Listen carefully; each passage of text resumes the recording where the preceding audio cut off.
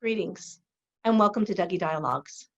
I'm Dr. Monique Mitchell, and we're webcasting from the Dougy Center in Portland, Oregon.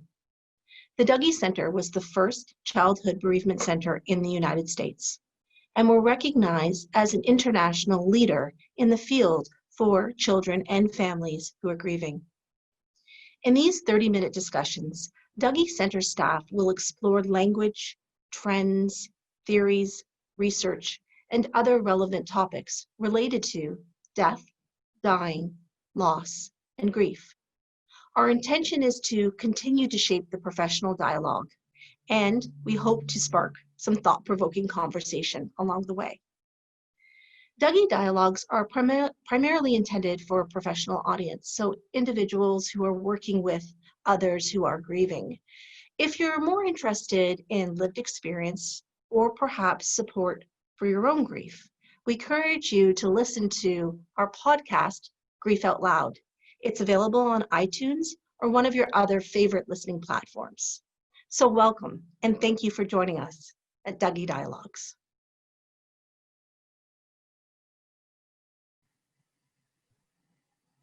Hi, Brennan. Hi, Donna. Well, here we are. Here we are. Here we are again in the middle of another crisis, a different kind of crisis. Yes. As you well know and well remember, and we've spent a lot of time talking about, when I was executive director toward the middle end of my tenure, after 25 years, somewhere in there, someone decided to burn our building down. Yes. And we had that crisis during the recession, which was certainly not a good time for that to happen.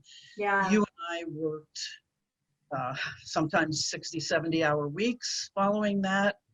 And plus. And we both learned a lot from that. And now here you are in the role of executive director for the last 5 years, dealing with worldwide as well as local crises. Yeah, absolutely. I think I've been being executive director for the last 5 years, and certainly walking with you through the journey of the fire. Having been on staff for 16, 17 years now, I definitely had the opportunity to learn from you during the time of the fire, and also, support you during that time, and to be in the leadership role now while we're experiencing a global pandemic, and in Oregon and the West Coast, California and Oregon, the wildfires and the impact of that. And then of course, the impact of, the crisis of anti-Blackness and police violence in America, and the protests against systemic racism, and all of that combined is definitely a lot for those of us in leadership roles at nonprofits. And one of the things that strikes me, Brennan, in looking at what we went through organizationally when there was a recession happening, so people were impacted, but nothing of the scope of what's happening now, where literally every person in the world is impacted by the pandemic, and trying to do things like fundraise and keep your staff happy and mission on track and all, is the scope of that is so exponentially greater. Yeah.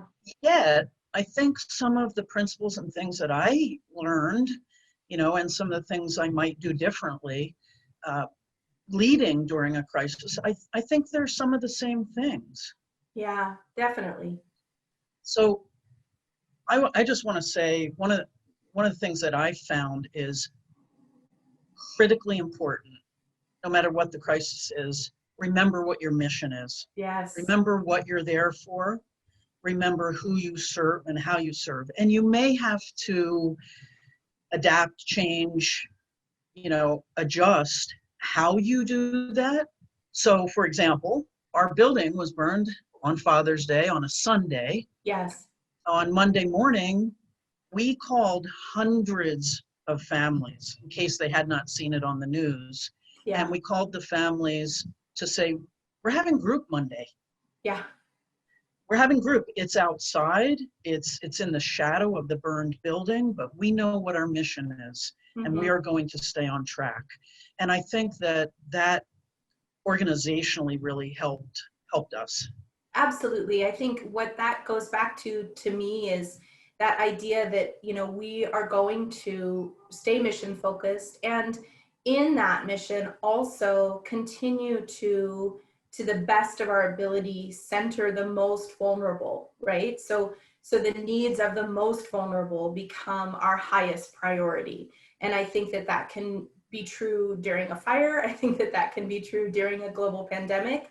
And certainly when we look at equity and inclusion and our role in that, how can we, you know, continue to, as an organization, stay focused on our mission and center the most vulnerable population? And I think that that's absolutely critical, Donna, what you're talking about.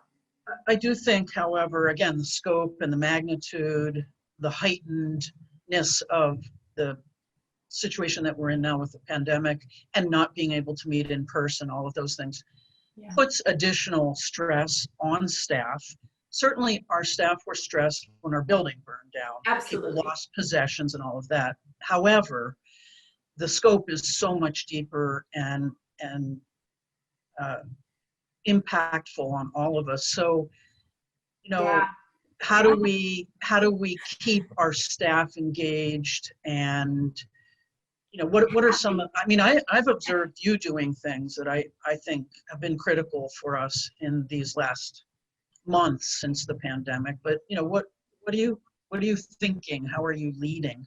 Oh, well, thank you. I appreciate that. I would say, and I just said keep our staff happy, which I think, you know, happy is the wrong word, okay? Right, happy might not be the right word, but engaged, you know, as energized as possible towards the mission, feeling confident in the leadership of the organization, feeling like they're valued and their work is being valued. I think all of those things are critical.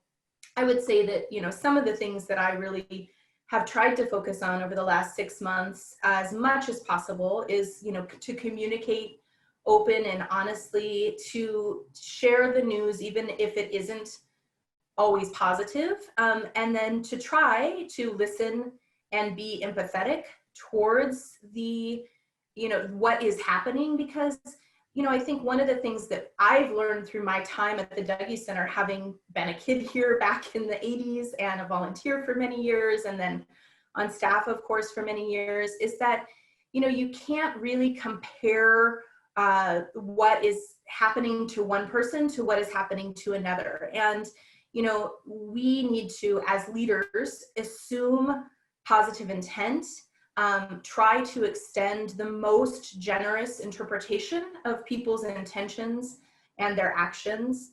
I think, you know, it doesn't mean that you shouldn't or can't have expectations of performance, of course, but really deeply trying to understand and empathize with what each person is experiencing. And, you know, even though someone out there in the world might have it harder, or, you know, even amongst staff, there might be people who are experiencing additional challenges, recognizing that each person in this moment is experiencing their own set of unique challenges when it comes to everything that's happening in the world, and really trying to meet people where it's at with friendliness and flexibility. And of course, there at times needs to be some firmness in that. But well, at the same time, though, Brennan, you know, we are employees, right? Yes, yeah. And the challenge of, you know, I know that having been the executive director for 25 years, sometimes you have to make tough decisions. You know, we still have the responsibility as employees to serve our constituents. Yes. And so one of the things that I've really appreciated that you've done too is just a weekly staff, obviously Zoom meeting, but where we all see each other's faces. You know, we have sprinkling of fun in there. We have sharing of what's happening with in our program, as well as, you know, the ability to share what's happening in our lives. And like, as you pointed out, some of our staff have younger children, so they're working, trying to do school from home with younger children. We're all juggling the best we can. So I think, you know, your communication and keeping us regularly informed and regularly connecting has been really, really helpful and really critical at this time. Yeah, thank you. That what you're mentioning comes to mind for me is really, what are the things that you can do? What are the things that you Yes. can control in this environment to support your staff? And I think that is very unique to each individual organization of what you can do. For us, that weekly staff meeting and touch point has been critical. We shifted a few things programmatically over the summer, and because of moving to a virtual environment, we determined that it was critical that we continue those virtual groups throughout the entire summer. We have served over 500 people in those groups, and it felt like just a critical part of our mission. So then, what is the tangible thing that we can do to give staff the break that they need?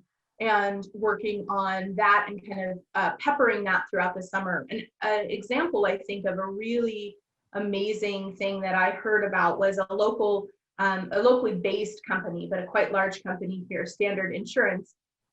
They have already determined that they will have all of their employees work from home through June of next year. And what they did, they centered their employees and they said, we don't want our employees to have to make decisions about childcare or homeschooling in the midst of all of this. So they've already taken that off the table, that just, all employees are going to work at home through June. And obviously that's not something that every organization can do, but what are the things that you can do for your staff in the midst of everything that's happening to support them and offer them flexibility, as well as clear communication, open and honest dialogue? I think one of the things that's critical is really trying to, dig deep on your courage. I'm a big fan of Brene Brown, and her Dare to Lead information, I think, is just spot on. And, one of the things that she says is courage is contagious. And I think that really finding your center in all of it is critical, and recognizing that there are going to be days that it's harder for you than others, and who are the people that you can turn to support you in your fear and your overwhelm and all of those things that you're going to have. It's not your staff, right? It's not, you shouldn't be turning to your staff for support. You should be the one leading and offering support to your staff. So how do we do that? Well, we have to work hard on, centering ourselves and getting in tune with how we can provide optimism and reassurance without overly bright-siding it to staff. I also think just really recognizing that, it is okay that this is a difficult time. It is okay if people are struggling, and there has to be room for that in your leadership style. Yeah. So really the undercurrent to me of a piece of what you just said is in the leadership role to make sure that you are taking care of yourself, because it's a tough job to also be going through that. And I just want to say, Brennan, for anybody who's listening to this, having been in that role, I get that it's not the staff's role to,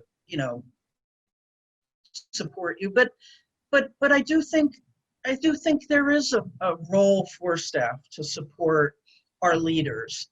And I know that some of our staff have really tried to show how much we know you're carrying as the leader in this, through this. And I think that's an important thing. I know that when people did that for me, staff did that for me in any ways, little ways, bigger ways, it really went a long way. And so absolutely. I just want to. Yeah, it does. So the other thing I want to just mention, since we're talking about staff and having gone through this myself during a time of crisis, is that during times of crisis, it is a time where many of us have opportunities to reflect, is this what I want to be doing with my life? Work-wise, can I make it fit? And so it's not unusual to see some staff changes, to see some people. I know that a little bit of that happened during fire, a little bit of that happened now, and that's not necessarily a bad thing. It's a thing that can happen at these kinds of junctures. Absolutely, it can. And also, I do think that it, as you said, you know, it happens, it can happen. It's not necessarily a bad thing, but it is another impact on staff. And so, you know, this staff that is, you know, a part of your organization, how do you, you know, come together to support them through that experience as well? Yeah, yeah. Another thing that's come to mind, and I know, I mean, you and I have talked many, many times about Yes. good advice that we've been given over the years. And I remember one time going through a very difficult, some times in my own leadership. And I went to someone I really respected, a man named John Emerick, who for many years was the CEO of Norm Thompson Outfitters. And he a marketing expert, really well-respected businessman in Portland. And I said, John, you know, there's all these competitive places that are going to maybe start things like the Dougy Center in Portland, and what do we do? And he just looked at Brennan and he said, Donna, do what you do and do it well. Yeah. And I have drawn on that so many times over my years, in good times and bad times of leadership, to just say, you know what? I as a person, I as a leader, and we as an organization are going to focus on doing what we do and doing it well. And like you said, what you can affect, what you can change, what you can, and not over focus on what you can't do. Right. Yeah, absolutely. I think that that's such sage wisdom, you know, focusing on where you can move the needle, where you can effect change, where you can further your mission, and do that and do it well. I think, you know, one of the challenges of leadership is that there's always going to be, you know, people who don't necessarily see the full picture and question or second guess your choices.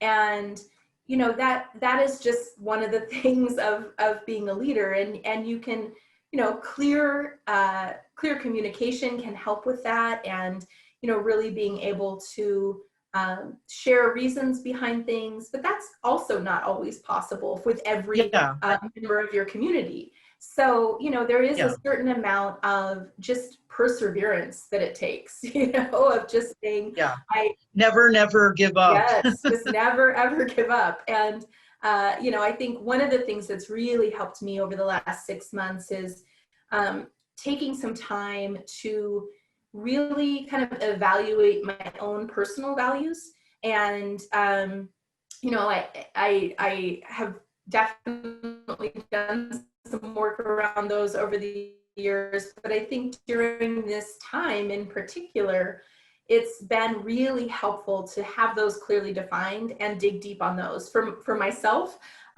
Fortunately and unfortunately, I think in some ways, but my core values are optimism and perseverance.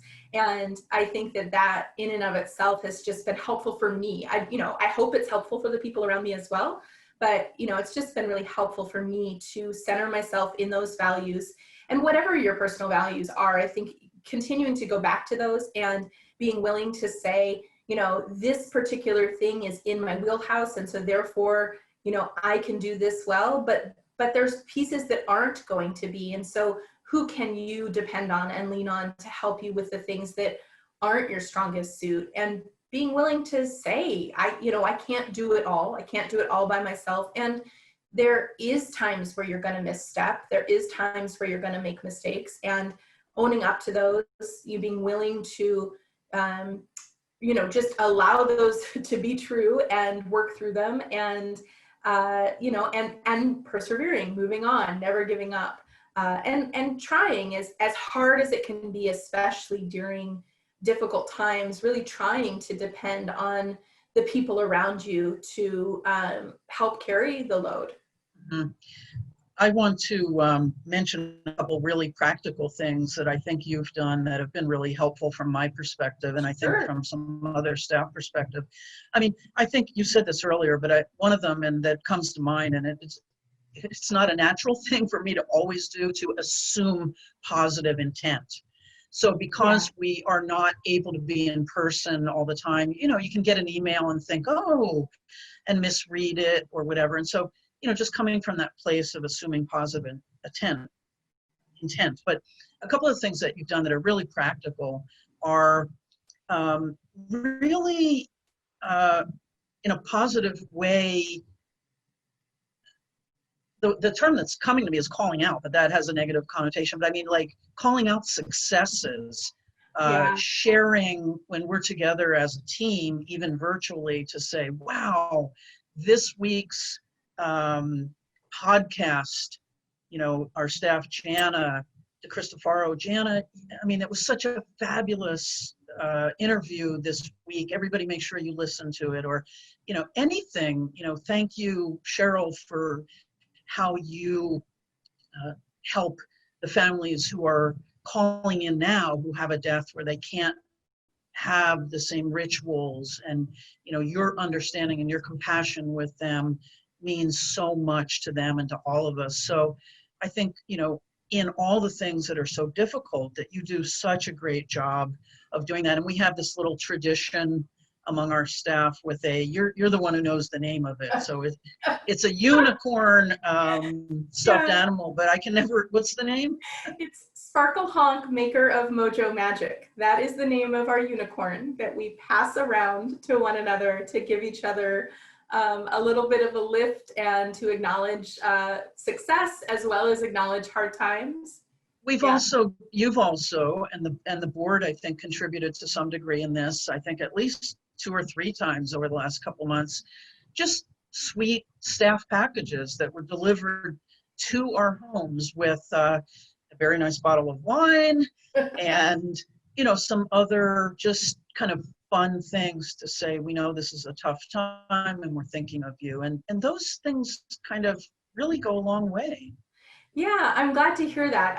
I think they do. And yes, the board has definitely contributed to that. And just, yes, you know, hand delivered tokens of appreciation to just acknowledge how hard people are working in such difficult circumstances, so that, you know, each of our staff who do work so hard, and what we do collectively impacts thousands and thousands of lives each year, and positively impacts thousands and thousands of lives each year. So how can I, as the leader, really do small things and small gestures to make sure that each member of our staff sees their place in that and really feels valued for their contributions? I know that, you know, I want to feel valued for my contributions, and so I want to be the leader that gives that to those that I work with and work alongside every day. We also have our annual like play date time as a staff, and you began a tradition, I'm going to say 6 years ago maybe, of is it officially called the Paper Plate Awards, or what do we? Yes, yes, it is. So you make these, you know, white paper plates, but we hang them around our neck, and each person gets one for some way in which they're being recognized for what they give to the staff. I have all mine. I have like 7 of them, 6 or 7 of them, hanging them in my office because they're just fun. That's great. Yeah, the Paper Plate Awards that we give out at our annual staff loaf, which stands for Loads of Awesome Fun. And our program director, Alicia Lacey, really helps with those as well. And it's a great thing to be able to give an award to each staff member each year. And this year it looked different in this virtual environment, but we did deliver them to staff porches so that at our staff meeting virtually, everyone could open theirs and get it presented to them, even though it looks different this year. Yeah. We've also had some other things that you've done, like staff could select 4 days during the summer that they could leave at 2 o'clock. We've had a couple, I forget what they're called, what we called them, but like just a day where we're all kind of taking a break day. Yeah, our disconnect days.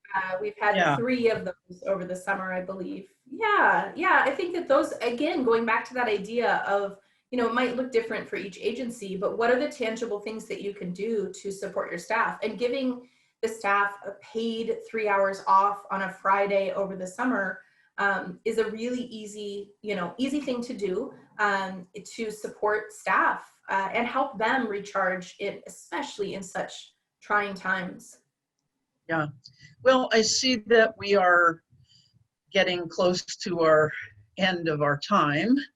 So just Yeah. wondering, any parting like thoughts or words that you would wish, Yeah. that Yeah, I think that, I think giving ourselves a little latitude and recognizing that we're not going to be perfect, but really collectively and individually digging deep on our courage and treating people with respect and empathy and calmness when you can. I think that like just being that steady influence of saying, yep, this is hard and we're going to get through it. I have yeah, faith in us. I collectively believe that this organization can weather any storm that comes its way, and recognizing that true kind of integrity is choosing courage over comfort. And I think that that's key in a leadership role, because there's not, especially with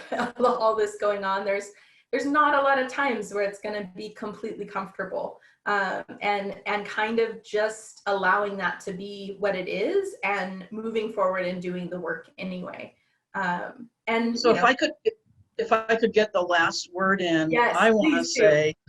I want to say, as the executive director for 25 years, I supervised, as you ascended through the organization from coming in as our receptionist Yeah, to now being my boss over yeah, the last 5 years. I couldn't ask for a better leader, Brennan, and I mean that truly. Your experience as a child coming through the Dougy Center, now bringing your daughter to the Dougy Center yeah, after the death of both of her parents. yeah. You're an inspiration, and I love working with you. Oh, thank you, Donna. Your mentorship and friendship means everything to me. So thank you. All right. Take care. Bye. Thanks. See you Thanks. soon. Soon.